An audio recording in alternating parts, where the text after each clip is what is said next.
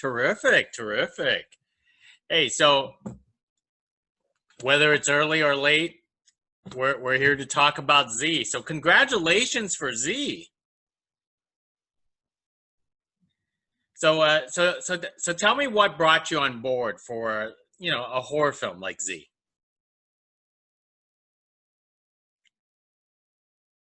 Keegan, can you hear me? Well, I think it was when I read the script, I could see that this woman really went on a big like roller coaster. Pardon? No, no, go ahead. Oh, my Go ahead. internet connection. My connection is unstable. That's Oh. appropriate. Um, so I think you were asking me how did I end up in in this role. It was really just, I think, in reading that script when I first read it. As an actor, you're always looking for something that's going to challenge you, and I just saw that this woman was going to go on a hell of a journey, and I saw that she was going to go from sort of regular to bat crazy towards the end, and that was really interesting to me as an actor to be able to dig in deep like that. So how do you get in the headspace of of a character that basically changes so much in psychologically and personality from beginning to end? For me, with any character of substance, is always about backstory. Like, how did they arrive to this spot? What informs that about them? And I think maybe that comes from having a psychology degree and just knowing, the nature versus nurture, and how much comes from just what we're born with and how much comes from the families that we grow up in and the situations that happen in our lives. And so for me, it absolutely started with conversation with Brandon about what that looked like for me in my inner workings and where I thought she was going. And you just do your homework and then show up on the day and hope your well is full. That's interesting because Brandon brought up the fact that you have a psychology degree, and you brought that up also, which somehow you use that as an advantage. How does a psychology degree helps in terms of acting? Well, because acting is all about the humanity of people in their situations. And psychology is the same. I mean, psychology is the why of how we think and feel and suffer to some degree. And so I think they're naturally can go hand in hand. Absolutely. It's the study of human behavior, as is acting. That is true. So how did you end up into the acting side after all? Because from I heard, most actors, got acting degrees. Yeah, that was the last thing I was going to spend.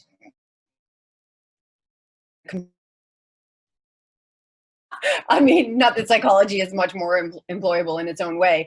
I just wanted a degree that felt like it had substance and that I could use in other realms if I needed to. And originally I was set to get a business degree. I got into a very difficult to get into program in the School of Business. And I just, first year economics, it was not my bag. So, so psychology it was.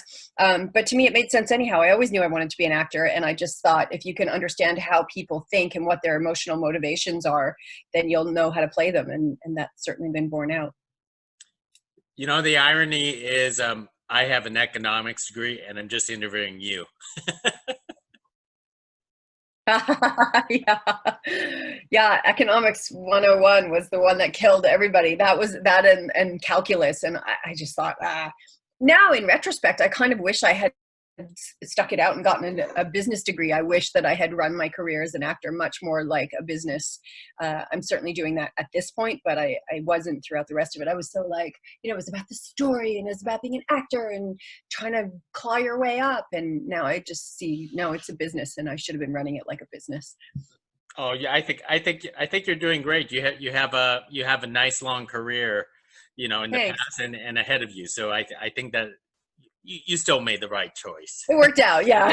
Thanks. So in terms back in the movie, could you talk about trying to work your head around of a creature that's not really there, sort of like this, this imaginary monster in its own way? Well, again, I think that that was a challenge. And there would be moments when I would be like, is this guy real, or does she just think he's real? Like, what is it? And then ultimately I realized it didn't matter, because for her, it was real. And how did I build and ground that? Because for me, it has to be grounded in something. I can't just act a thing and be like, oh, all right, I'll just do it. I mean, sometimes I have to do that, I suppose.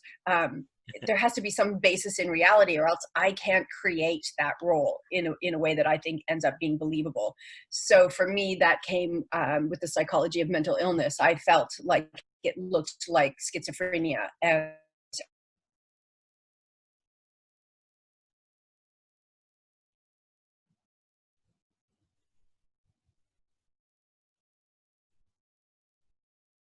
I think you kind of froze a little bit on me.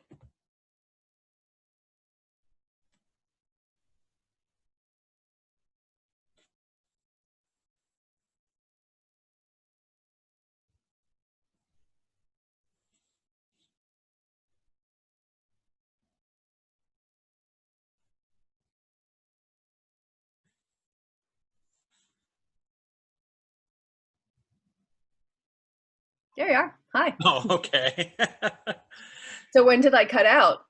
You were talking about the schizophrenia, how you treated this as like some kind of schizophrenia. Right.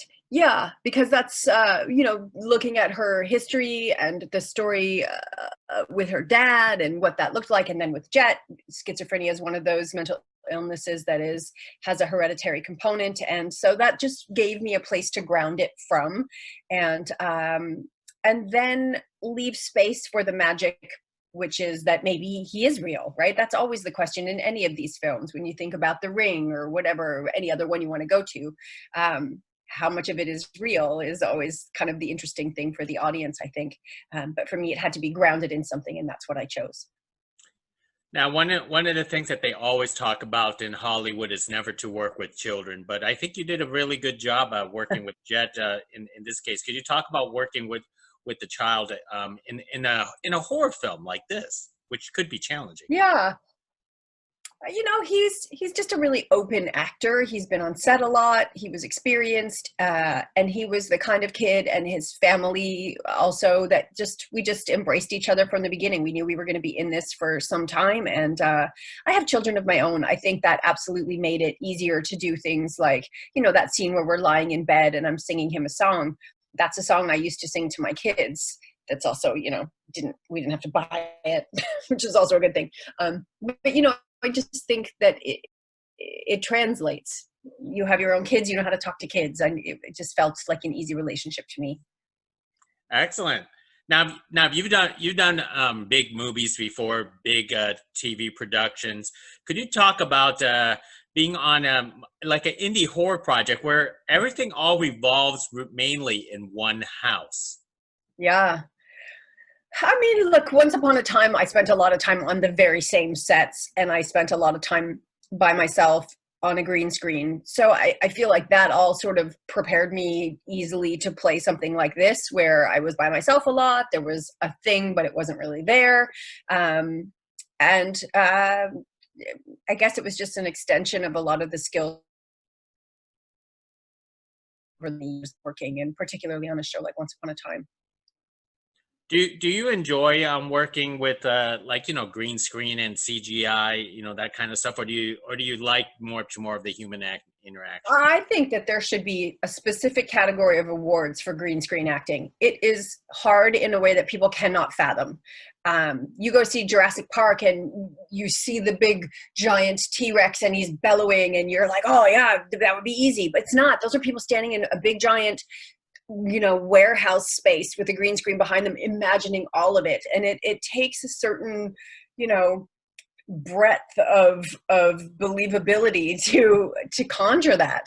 And so, I mean, would I rather be in a scene with people? Yeah, but I think that there's something really interesting about what we're doing nowadays with green screen. And so definitely a balance. Would I want to do that for the rest of my life? Not overly. It's nice to have eyeballs to look into to help well up emotion. And you don't get that when you're working on green screen or when you're imagining this creature. So Do you personally like horror films? Because I remember the first movie I've seen you on was a movie called Final Destination, and that was horrifying. Your scene was horrifying for those people who have never never seen it. Yeah, But I'm I sure have by like now they one of have the best seen it. debt.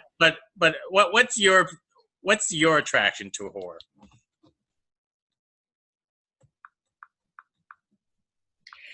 You know, this to me, the fact that it was a horror film was sort of secondary. I saw the psychological journey of this woman, and that's what interested me about this, almost despite the fact that it was a horror film.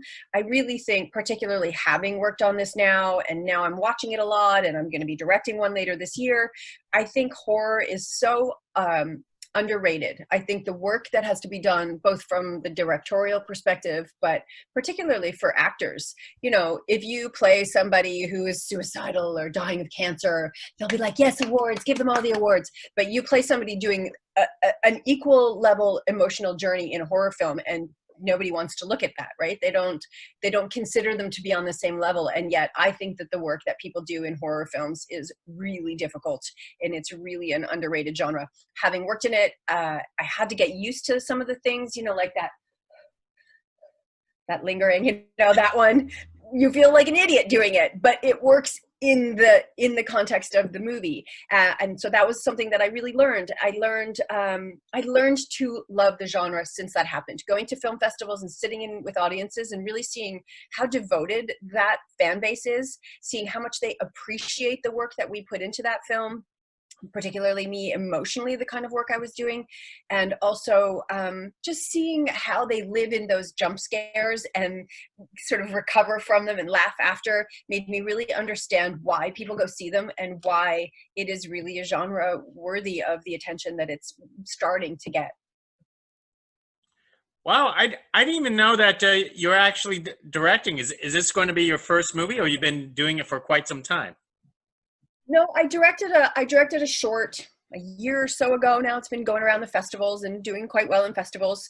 And then I got an offer earlier this year for a feature, an indie feature that I'll be directing. It's supposed to be October. I don't know if that's actually going to happen in October because of COVID and everything else.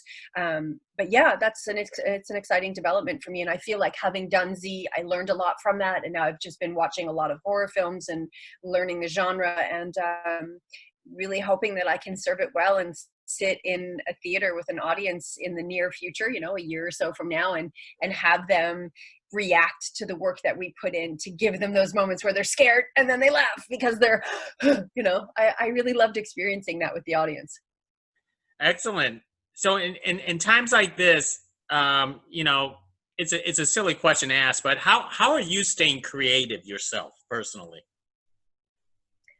I just am always up to something. You know, I have a children's book that I wrote, and I was working on a cookbook, and I have a short film that I'm shooting right now, just sort of bit by bit. And I'm working on this feature, and I have a pilot for a TV series that I have out there. I have two pilots actually. And, you know, I'm trying to become a creator.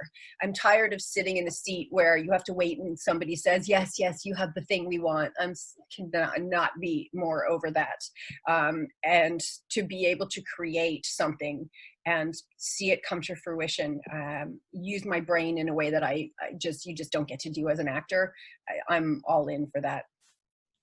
Excellent. And one more thing, you have tremendous fans throughout the entire years, because you've done so many, you know, great TV shows, such as, you know, like Once Upon a Time, or The Magicians, or you've even done, you know, a lot of different movies throughout the Mhm. entire years. How do you choose these roles that are just garnering you, like, you know, character after character, role after role, that people are making, you know, it's embedded into our memories. You know, I remember you on Once Upon a Time. I remember you on Final Destination. I remember you on The Magicians. I mean, you you have impeccable choices that you have made, and then they are great choices. Well, geez, thank you very much. That's a wonderful series of compliments. Um, Look, sometimes it's just a matter of what comes your way and what you manage to get. There's lots of things I wanted that I didn't get. And, you know, probably some things that I got that were supposed to be somebody else's and they couldn't work, or whoever knows what. It's been fortuitous in lots of ways. I still think the best is ahead of me. I'm just grateful that I've been able to work as an actor for like 25 years. And I hope that this just continues to expand creatively. And I do think that while it is lamentable that I didn't have more series leads, and that's perplexing to me, what it did give me was the ability to play so many different things across many genres, and to really have a body of work that shows I have you know, a really expansive skill set. And I got to play a lot of interesting different things. And some, you know, some things you play because you got bills to pay and you do that because it's a thing. And then there are other things that you're like, this one I want. And I want it because it's got meat to it. And for example, Z, it was a little teeny film in which I made, like, you know, less money than I'd make doing one episode of Once Upon a Time. But it had a challenge for me as an actor that I saw and I wanted, and it paid off. It was hard work, but it was really a great experience in all the ways. Absolutely. I mean, and before I let you go, what role do you suppose was the proudest role that you booked? You know, that's variable for different reasons. Like Magicians is deeply meaningful to me because it's where I really got the bug to be a director, and that they really let me hang out and shadow an episode. And, you know, they have been really great mentors on that show. So that was really important for that. Once Upon a Time has allowed me to travel the world and meet fans and have this incredible sense of like just good fortune. And The Descendants has let me connect with little kids in a way that is really charming and special. And for Z, in terms of a role that I could really grab onto, I would say Z is, you know, absolutely up there. It let me dig very deep and challenge myself in ways that I wasn't always sure I could pull off. I'm not a big crier. I'm not like that emotional crying mom. And I generally resist those with everything I have. So, you know, I did it. I served it in a way that I thought served that character. And I'm really proud of that work. I would say it's probably one of the roles I'm the most proud of. Excellent. Hey, thank you very much for speaking with me. I really appreciate this. Hopefully we get to do this again. Yeah, I hope so. I'll be out there with my film, hopefully in another year or something. We can chat then. Okay, let's do this again. Thank Okay. you very much. Bye now. Take care. Thanks a lot.